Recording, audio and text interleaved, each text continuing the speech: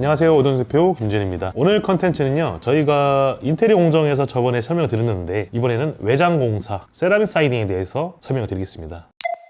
세라믹 사이딩 같은 경우에는 소재 자체가 저희 같은 경우에는 지금 한국에서는 기술력이 조금 모자라서 일제를 저희가 가지고 있고요. 기술력이 우수하기 때문에 많은 분들이 찾고 계시고요. 세라믹 사이딩은 세라믹 소재와 파이브 시멘트라는 게 있습니다. 파이브 시멘트라는 게 세멘트 성분을 압축을 시켜서 만든 형태거든요. 예를 들어서 마그네슘 보드나 일본에서 목분, 스기, 즉 적산목 제품을 섞어서 배합을 해가지고 강도를 극대화시킨 제품이라고 보시면 될 것 같고요. 세라믹 사이딩 같은 경우도 여러 가지가 있습니다. 회사 따라 다른데요. 첫 번째는 저희가 취급하는 아이큐브 니치아라는 제품이 있고요. 그 두 번째는 토레이에서 생산하는 제품들이 있습니다. 코노시마라는 제품이 국내에 들어온 사례가 많습니다. 근데 세 가지 제품에는 전부 다 다릅니다. 아이큐브 세라믹 사이딩 같은 경우에는 일본에서 점유율이 95% 정도 되고요. 현재는 한국에도 90% 정도 따라왔습니다. 나머지 코노시마, 토레이 같은 경우 설명을 드리면요. 아이큐브는 중공형이 아니라 구멍이 뚫려 있지 않고 솔리드 방식으로 꽉꽉 채워져 있는 형태고요. 그리고 코노시마나 토레이 같은 경우는 구멍이 좀 나 있는 형태가 있습니다. 무게를 조금 낮추기 위해서 구멍을 내가지고 한 기술력인데 이 차를 보시면 될 것 같아요. 가전을 봤을 때는 뭐 삼성, LG, 대우 이런 식으로 보시면 될 것 같은데 일본에서 우수성을 따지기에는 아이큐브 니치아 제품이 우수합니다. 일본은 섬나라라서 바다잖아요. 그리고 한국도 바다를 껴있는 형태이기 때문에 바닷가라든지 이런 데 강도를 최대화시키게 만든 게 세라믹 사이딩의 주된 원인입니다. 현재 나온 제품 중에서 세라믹 사이딩을 대체할 수 있는 제품은 현재는 없는 것 같고요. 세라믹 사이딩을 통해서 영구적 혹은 반영구적까지 가능합니다. 바닷가에는 또 그 염분이 많죠. 그것도 감당할 수 있을 정도로 도자기처럼 구워서 만든 형태이기 때문에 내구성이나 강도가 우수합니다. 셀프 클린 기능이 있어가지고 물에 비가 오거나 이러면 전부 다 씻겨 내려가서 깔끔하게 청소가 됩니다. 그리고 중불연제라서 불에 강한 편입니다. 이런 모든 조건을 갖춘 게 세라믹 사이딩의 장점이라고 보시면 될 것 같고요. 단점이라고 보면 한 장에 26kg라서 시공할 때 무거워서 좀 위험도가 좀 있습니다. 그 다음에 비용이 징크나 스타코플렉스, 스타코 이런 제품들보다는 단가 나갈 수밖에 없고요.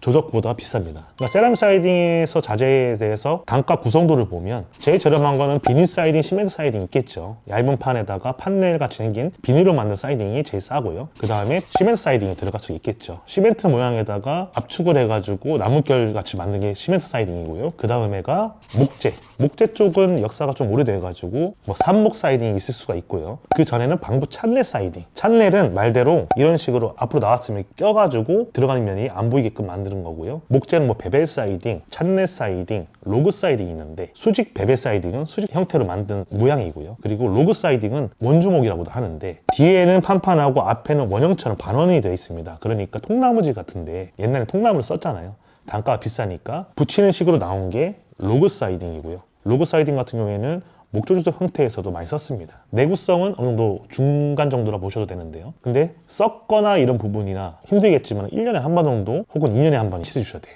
유지보수 관리가 오래 걸리기 때문에 단가 좀 저렴한 편이고요. 비닐 사이딩이나 시멘트 사이딩도 시멘트를 발라야 되고 마감을 따로 해야 됩니다. 비닐은 그대로 써도 되는데 삭겠죠. 비닐하우스 보시면 삭아가지고 못 쓰는 경우가 생기잖아요. 수명 기간은 짧고요. 시멘트 사이딩은 시멘트 자체는 좀 길 수가 있겠지만은 페인트면이 바뀌어지게 됩니다. 유지보수 관리가 비닐이나 시멘트 사이딩은 약합니다. 세라믹 사이딩이 가장 위에 있는 자재라고 보시면 되고요. 내구성 면에서는 벽돌도 있을 수 있겠죠. 스타코플렉스나 스타코는 내구성이 약하고요. 그렇기 때문에 이런 식으로 외장재는 올라간다 보시면 되는데요. 세라믹 사이딩을 많이 찾으시는 원인 중에 하나가 결국에는 외장은 한 번 하게 되면 1, 2년에서 해결된 부분이 아니고 오래 써야 되거든요. 그러니까 세라믹 사이딩을 선호를 하시는 게 하게 되면 일본 기준에서 10년 이상은 무조건 하는데 만약에 자재 쪽에 문제가 있다 하면 아이큐브 제품은 AS를 해준다고 합니다. 그만큼 제품에 자신이 있다는 거죠. 이런 부분을 감안을 하시면 20, 30년 건물을 운영을 하시거나 유지를 하신다고 하면 계속 공사하는 것보다 세라믹 사이딩 한 번은 공사하시면 유지 보수 관리가 필요가 없거든요. 이런 면이 가장 큰 장점이 아닌가 싶습니다.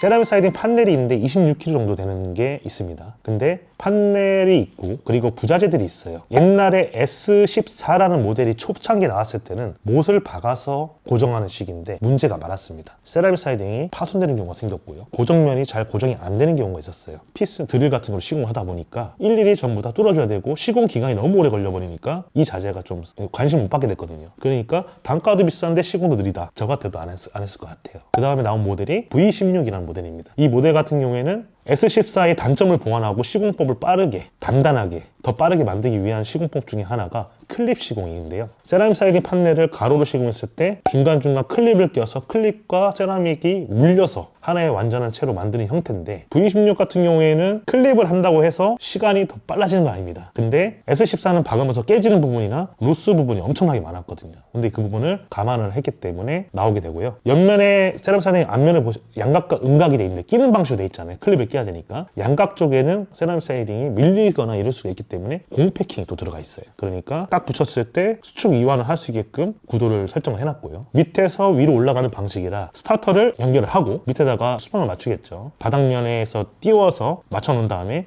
밑에서 위로 올라가는 클립 방식입니다. 그 다음에 클립을 껴서 올라가다가 그 연장을 해야 되죠. 세라믹 사이딩이 한 줄로 끝나는 게 아니라 연장을 할 때는 양날 조이너라는 제품이 있습니다. 보통 뭐 양날 조이너가 징크 알판으로 접어서 하는 거는 녹이 다 나버려요. 그러니까 저희는 스테인리스로 취급하고 있고요. 스텐 같은 경우에는 녹이 강한 소재이기 때문에 스테인으로 정품으로 쓰시면 문제가 없습니다. 양날 조이너를 세로로 연결한 다음에 옆면을 계속 연결하는 방식, 밑에서 위로 올라가는 방식이 클립 시공이라고 하고요. 그러면 옆에 있는 마감 부분이 있거나 위에 있는 마감 부분이 필요하잖아요. 끝에 부분에 다 갔을 때 외날 조이너라는 게 있고요. 창호 쪽에 마감할 때 외날 조이너를 많이 씁니다. 창가가 있으면 그쪽에도 마감해야 되기 때문에 마감재가 있고요. 그리고 상부 쪽 마감하는 상부 후레싱, 하부 후레싱, 그 다음에 세라믹 사이딩을 돋보이게 할 수 있는 코너석이라는 게 있는데요. 세라믹 소재를 기역자로 붙여서 코너, 직각 쪽을 시공할 수 있는 방법인데 전부 다 동일하게 클립 시공으로 밑에서 위로 스타터를 대고 나서 올라가는 방식이기 때문에 세라믹 사이딩 시공 같은 경우에는 시간이 빠르다고 볼 수는 없습니다. 어떻게 보면 단점이 될 수 있겠네요. 조작 같은 경우에는 쌓아 올려서 하고 징크는 접어서 빠른 시간 안에 부착이 되겠지만 세라믹 사이딩은 공정이 어느 정도 걸립니다. 이런 부분이 어떻게 보면 단점이라고 볼 수 있고요. 부자재에 대해서 설명을 드렸는데 마지막 세라믹 사이딩 양날 조이너 연결을 하게 되면 틈이 발생을 하거든요. 그 부분을 메꿔줘야 되기 때문에 전용 실리콘이 나오게 됩니다. 어떻게 보면 세라믹 실리콘이라고 보면 되는 거고요. 탕이 나거나 뜯어지거나 하는 경우를 감안하기 위해 색깔을 맞춰서 일본에서 들어오는 제품들이 있고, 요즘에는 국내에서 색깔을 맞춰서 국내에서 만들기 시작했습니다. 그러니까 니치아 아이큐브 제품 같은 경우에는 일본에서 들어온다고 말씀드렸잖아요. 근데 오웬스 코닝이라는 회사가 있어요. 미국에. 방수 시트나 이런 지붕재, 싱글 이런 걸 제품을 만드는 글로벌 회사인데 여기랑 일본하고 제휴를 맺어서 시트를 받고 세라믹 사이딩을 트레이드 방식으로 하다 보니까 단가가 많이 낮아서 들어오게 되었습니다. 그리고 한국에 들어오게 됐고요. 이런 식으로 유통 과정과 수입 과정을 거쳐서 세라믹 사이딩이 한국에 진출하게 된 계기가 되었습니다. 이런 식으로 세라믹 사이딩 간단적으로 장단점과 그리고 자재에 대해 설명을 드렸는데 가장 궁금하신 게 있을 거예요. 그래서 얼마냐? 세라믹 사이딩 판넬 코너석은